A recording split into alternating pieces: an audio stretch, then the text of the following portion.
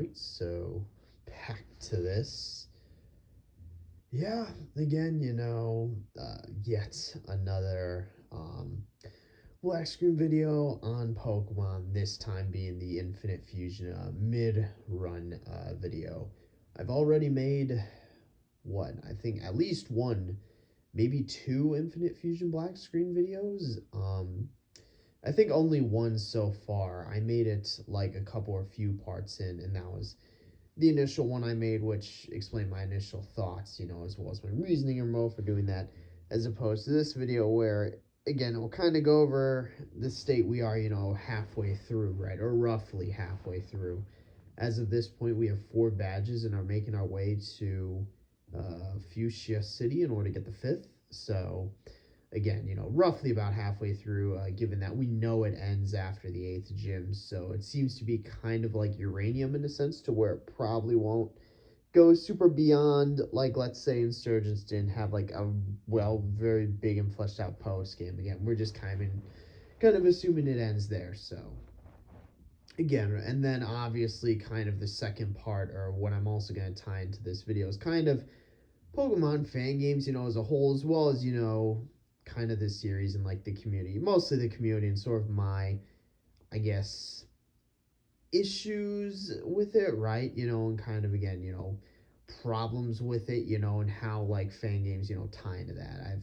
I've made videos on similar topics before, but it was usually in comparison to an indie or something else, right? But again, we'll kind of see. I don't know exactly what I want to tell this yet. Again, the main part or portion of this is the midway point, like review and kind of assessment of where we are in Infinite Fusion. And again, then that'd be kind of more of a secondary thing. But with that, right, I guess we can just get into it for the midway point for Infinite Fusion. So, again, past 4 gyms, right, we had just evolved our Stardote's final phase, and we've got 6 full members, 6 party members had to switch around a little, right, or adjust some things. But we made 6, right, and the 6 we have are probably going to be the 6 that we use for the rest of the game. So we're pretty cemented and stable. So here's what I'll say. And I guess the first things first, and one thing I wanted to point out that I've kind of said during my playthrough of the series, again, or just something that I've noticed and picked up, right, is that and what I'd say the biggest thing we've learned since we made that last black screen video, the first one after a couple parts, is or only a couple parts, is that the game's fairly easy, right? Which again is not a bad thing, and I'm gonna keep saying that. Like, and also, to be fair, I am playing on normal difficulty, and I'm not doing a Nuzlocke randomizer crap. I am using set, but that's just a normal thing. Like, that's just how I always played it. So that's not really a handicap more than, like, again, I'm not playing with any extra conditions, which would offset any of that and probably just make me rage and, get pissy and angry, right? So, which is why I don't. But I will say, I noticed, at least compared to, like, Uranium, which had a really weird, like, level curve. Uranium had a really weird, like, leveling curve, like, situation where you were just constantly underleveled. And I will say Insurgents as a game was just actively, like, harder with kind of the battles and things that you had done. With Infinite Fusion, it's really only the gym leaders, which, funny enough, you get an extra handicap by only being able to use the amount for the gym leaders. But it's something to where, and I think why the game feels easier is just because, and this goes to me using 6 different fusions, right? With fused Pokemon, because not only are you fusing, like, types, abilities, stats, natures, so you can make some really gimmicky, and what would you call it, like, some very gimmicky and some very, what's the term, some very, busted or broken mons there, right? You're also combining move pools as well, so you basically have twice the move coverage that you would all otherwise. So it's something like, for example, we beat Gardenia and or whoever the grass type gym leader is, we beat them in like 3 turns. Literally 3 turns, 3 moves on 3 of Pokemon, O code each from the same. again, so it's like it was our starter, Chardos, and using the Fire Punch, right? But again, we O code every single one of hers. So again, it's something to where I think that's a likely explanation. Granted, for us the hardest battle of the game was the Giovanni battle, right? That first battle. I needed to like evolve all my Pokemon and give them all items and use all like the item boosting, stats and whatnot in order to like get them up to par to be able to fight and beat him. And we had already lost one, I think, once by that point. So it was a legit loss. We just lost, straight up lost.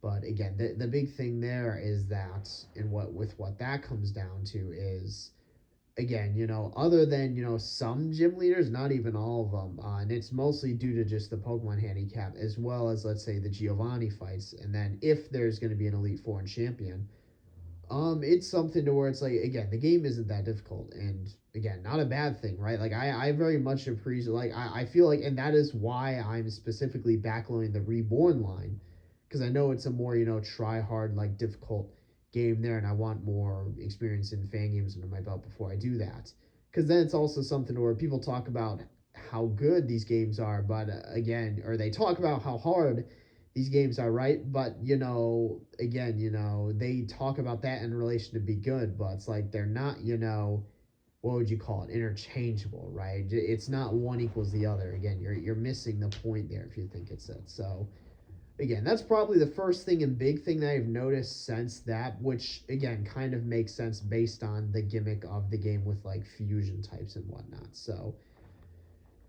and again, kind of along with this, I had mentioned that during an earlier black screen video as well, with the whole fusion gimmick, again, since it is a ROM hack and it is just using the same region, right? Again, there's a bit of a difference, slight difference in story. Team Rocket's doing different things. Some of the routes seem to be affected differently, and there are like different trainer placements, the order and stuff for the story which are doing seems different. But at the end of the day, it's the same region with the same characters. So, can only get so creative. But again, with Fusion is the main gimmick, it keeps it fresh, right? Compared to like, I don't know how other ROM hacked fan games would work, right? Since, they don't really have a gimmick to like make up for that, but who knows? I will say the gimmick more than enough, along with kind of what differences we do get makes up for, again, it being a ROM hack and just having the same story characters there. So, or same region characters. So that's the second thing. I touched on more than the first black screen video. I just want to kind of affirm that. The big difference was, again, the difficulty. And what I will say, right, is, and again, another thing in relation to this game is it seems to be like kind of buggy, like kind of glitchy in a sense, but it's also like that's kind of expected, just based on, kind of the way it is. I mean, and just the fact that it needs to take into account, because I literally believe it's up to where it downloads the sprites from the website, right? It's not them like preloaded. I don't know. At least that was something, involved, like, or that was mentioned in Obrob when I was downloading it. So, the big thing being that, again, as we've noticed, right, this far, and some sprites look pretty good. Some of them look pretty bad. So, but yeah, I don't know what else to say. There are a lot of like hidden sprites I know of that are pretty cool and can be good, but you need like very specific type and fusion combinations in order to get them. With a big thing being, yeah, a lot of them are, further generation Pokemon. So it's like, okay, you get them later on. So, like, we were just lucky enough to get our Han Edge, from whatever, early on enough. But again, right? Another thing I will say is, and probably, here's what I'll say. I think my biggest critique of the game is there are certain things in or mechanics like that you just aren't aware of, or they won't tell you until you actually do them. So like a prime example of this is when you get poison, again, your Pokemon goes to 0, it just dies, right? It faints. It does stop at 1. And it caught me off guard by surprise. Like, if I were Nuzlocking and that would have happened, I would have lost my fucking mind, right? Thankfully, I wasn't, which is partially why I don't. But you'd think that'd be something that tell you before. Or at least there'd be some like list of like changes. So like for example, another thing being the whole gym leader, you can only use the same amount, right? That came as a surprise, and it's like, oh well, if that was the case, why did I capture all this extra Pokemon? But That's another one. Another one being like, how like the trainers, you can basically rematch every single trainer, right? And it's something to where, again, you can rematch every single trainer, and with like all of that, I guess, like, hotel stuff, like how in depth like do these like side things, go, right? And in comparison to like the main story, it would be a good heads up on that, saying, oh, there's more content than just, what would you call it, the main story and or plot line that you're going on, right? And just anything else really that happens and or goes on there. It's just something to where, because it does seem like there versus like, let's say, uranium, again, fairly straightforward, right? The big thing is the new typing and the new region with Pokemon, but they explicitly tell you that.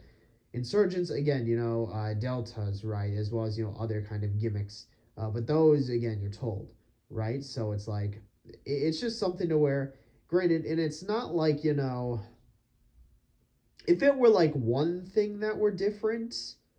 So like, again, for example, the hotel thing I mentioned, you needed flash from the hotel in order to progress through the story, but there was no like explanation or expectation like anywhere for you to get it until they tell you, oh yeah, you need to do whatever quest at the hotel to get flash. And it's like, well, I mean, if I would have known, I would have been doing them, right? But like, again, and it was weird because, again, there was a detour from that Snorlax, and then you didn't even take the ship. So, but yeah, if it were like one thing, I would excuse it. But since there seems to be a decent enough, or like well, what's the term? Enough is different to where it's like, okay, I don't understand why they wouldn't just tell us this or whatnot. But again, whatever. That's probably my biggest critique. Other than that, I'd say, again, I'm very much enjoying it. I'm entertained by, the fusions, and again, playing through, especially since I didn't play through the original Fire Red, Leaf Green. So I'm kind of learning as I go, right? But then, yeah, it's mostly that fusion mechanic. I feel like they implemented it very or fairly well into the game, right?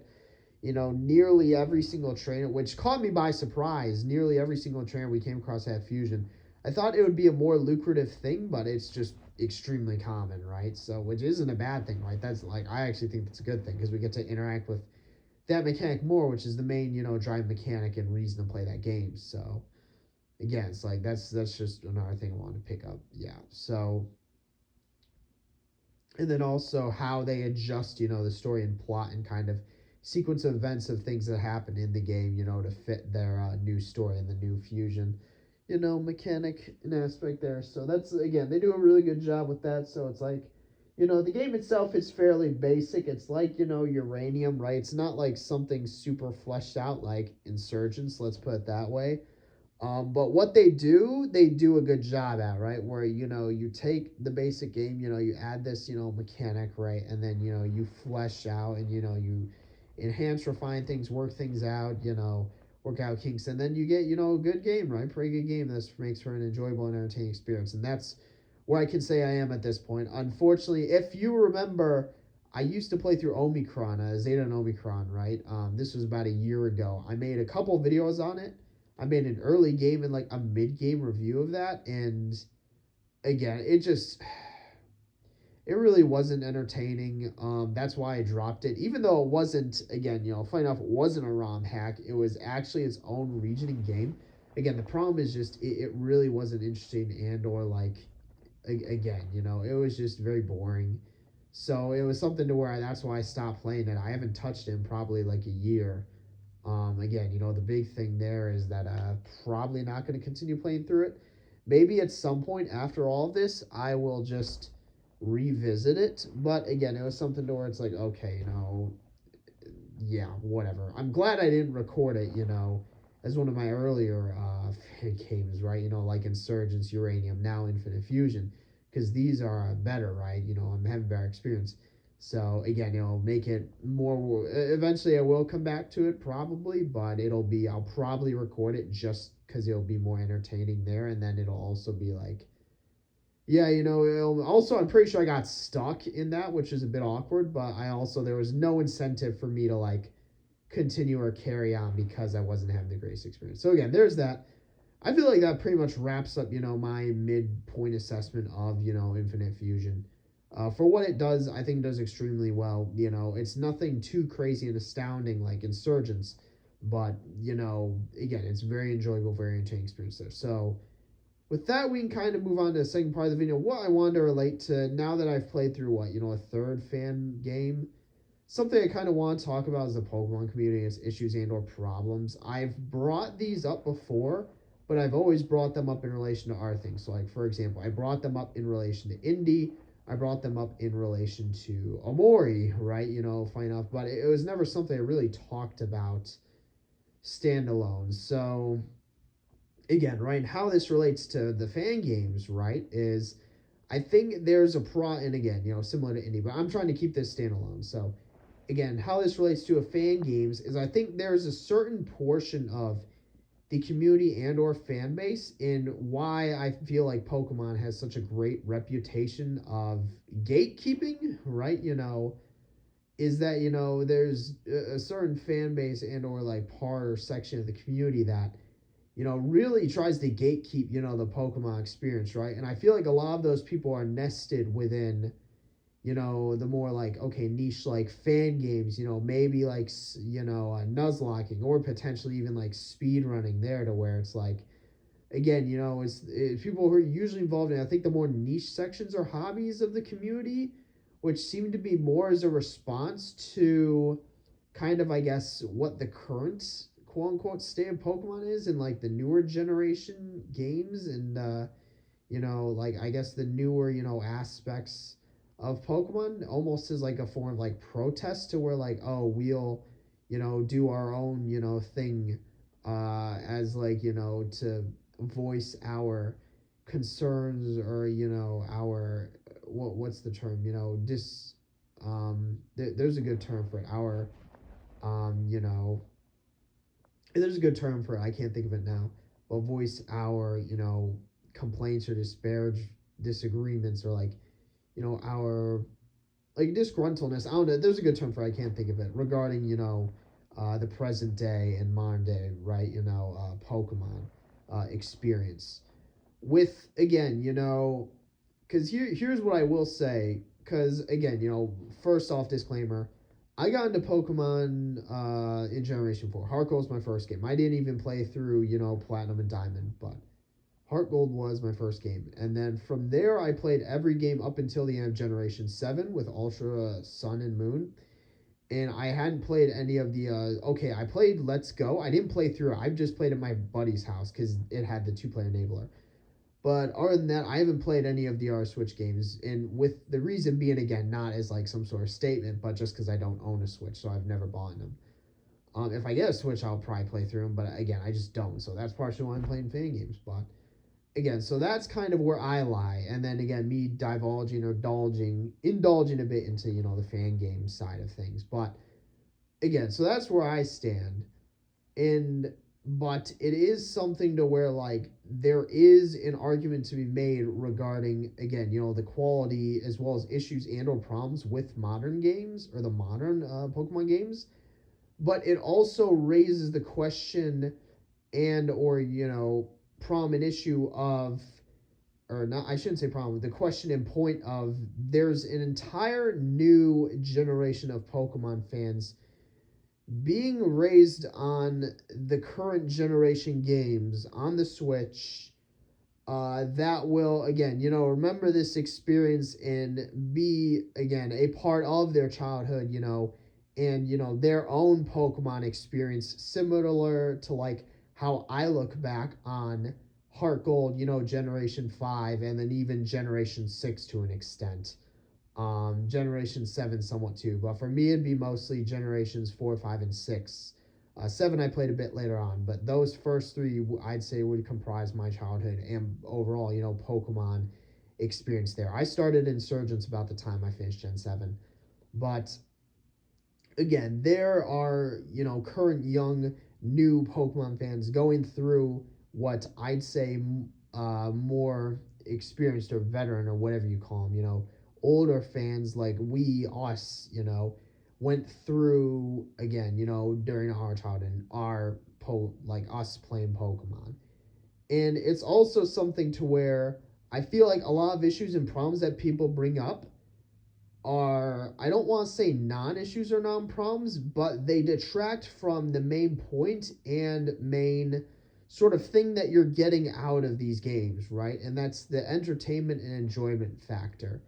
Like, and just overall video gaming as a whole, I'd say the biggest flaw with modern gaming is that it's no longer about entertainment and enjoyment. People turn it into something about, okay, the indie problem is picking apart, analyzing, things so you can feel superior to anything else. I'd say that my Pokemon's experience is, people just try to just ego like flex on each other regarding who's the biggest Pokemon fan and who are true quote unquote Pokemon fans, real Pokemon fans versus fake. And it's like, it's not only is it not that deep and not that serious, but that's literally going against like how you had gotten into the series to begin with, and the whole point of, again, especially if you try to make the argument, because again, I very much view Pokemon as a kids game, right? It's directed toward kids. If you make the argument that no, it's not, it's directed towards everyone, but then again simultaneously complaining about it being, what would you call it, being inclusive for kids and more children's themes, right? It's like, okay, you're just like, you just want it to be for you, right? At that point. And again, it's also a sense of irony, regarding, if you remember, Gen 1ers used to be an issue back then, right? Back when I first got into Pokemon, Gen 4 and 5, you still had, rampant Gen 1ers who were just, again, who were just obsessed and, what would you call it? So like, not adamant, but so, certain that, okay, Gen 1 is superior to everything else, right? Everything else, like, isn't real Pokemon. If it's not in the original 151, it's not Pokemon, right? You legitimately have people who believe that, and were certain that, that was how it was. Like, even, if you remember when Gen 5 first came out, it was one of the most hated generations when it first came out because it had a whole new roster and lineup of Pokemon. It was actually, like, crazy. Like, when I regard it as probably my personal favorite is X, but in terms of like the best one, and that's just due to kind of me getting into it and playing it and the amount of hours I've sunk into it. But if I had to say like a best game, or the game that had like best like story wise, it'd probably be the Black and White series, Gen 5. But again, when it came out, people didn't like it because it was a new roster lineup. So it's like it's the same thing then going on now. And again, people will try to argue a difference, but the funny thing coming from that is that Gen 1, it was arguably the most broken Pokemon generation of all, right? Like Gen 1, Gen 2 fixed and funny enough a lot of the problems, right? But if you remember your history, Gen 1 was pretty fucking broken, right? With how Pokemon worked and a lot of the mechanics worked, right? Like to the point to where it's like modern generations, being considered like broken and or what would you call it, unplayable, or whatever terms you want to describe, right? Flawed. It's like, I mean, you better not tell that to, if it's a Gen, thankfully I don't think they're Gen 1ers. I think they're more people who are raised on like, let's say Gen 3, 4, like 5. But it's like, hopefully you don't bring it back to Gen 1, so it can, right? But again, it's just something where my again, this one's strictly on Pokemon, not really into indie, not really into Omori, because I already made those comparisons. Again, it's just the rampant gatekeeping, and I feel like, funny enough, because it goes back to the old meme to where it's like, okay, COD, advertised towards, and it's like a neckbeard, and then actual target audience, and it's like a kid, or actual audience kid, and then you go Pokemon, it's like target audience, kid, actual audience, neckbeard, right? That's genuinely what it feels like. In that, again, there's, in that, people gatekeep, the series to such an extent to where it's like, almost like, you're not like a true fan, or you can't have a true experience unless you do it this way, and unless you believe what I believe regarding the, again, Pokemon as a whole, right, or the series, and that if you do it any other way, you're wrong. And it's just, I feel like it's almost like you have the blinders shut and you have zero self-awareness regarding, okay, remember how you got into the game. Okay, remember all the past arguments, against your favorite games, and how, bullshit they were. And especially if, you consider there to be a difference, remember all the issues back in the previous games that had gone fixed, and then again, especially going all the way back to Gen 1, right? But Especially, like, look at Gen freaking 4, right? TMs were still one time use. You just burn them and they're done. HM slaves were still fucking prom, just the big fucking, like the time it took to lower an HP bar and like to actually have a battle, just astounding. The save times, holy crap. Like go all the way back. Remember all that stuff. And then again, just at the end of the day, it defeats what the series is about, having an entertaining and enjoying time and raising a new generation of Pokemon fans on the Switch, right? And Switch games. Because they already have a Switch, so it's like, why not play the games on the Switch, right? Especially if they're new, and you can get all your stuff in Pokemon Home, which is like the cloud, and it's like, again, I think I've made my case here, point. I'm just gonna end it. It's been 25. Again, the first part of this and main portion I want to get out of the way was the midpoint review, but I also want to talk about kind of the series and fan base community as a whole, because usually it comes with, again, as well, since a lot of this is tied to fan games, and now that I'm kind of establishing fan games as a continuous thing, right? Granted, I'm gonna alternate between fan games and DLC mods, so next thing I do once this is done will be a DLC mod. But again, it's something there to where it's like, yeah, whatever our thing is, to play Cardinal, Gaia, Axis, whatever. I sure these problems, or at least the mentality with the fan base and community will still persist. But unfortunately, can't do anything about that, right? But it's like, I just hope that the people grow up and realize like how stupid of a mentality they have regarding this stuff is like. And I don't want to pull the job card, right? Because I work full time, but I'm relatively free, or not working too much at the moment now that I'm done with my current line of work and transitioning. But it's like, dude, like, if you're busy with work, and especially if you don't like your work, you just want to unwind and relax, right? And like, enjoy yourself, right? Entertain, while you're off the job, right? It keeps you sane. Like the rest, you don't really care about anything else, right? Like, if you enjoy and you're entertained, then, whatever you're doing succeeds, right? And I feel like people just forget that. But, and especially if they're, again, like, let's say not working or not have a full time, occupation. But with that, I'm going to here again. I don't have anything else to say. We're kind of coming up on 30 minutes. So with that, I don't really have anything else. So, yep, that's it for this one. See you in the next one.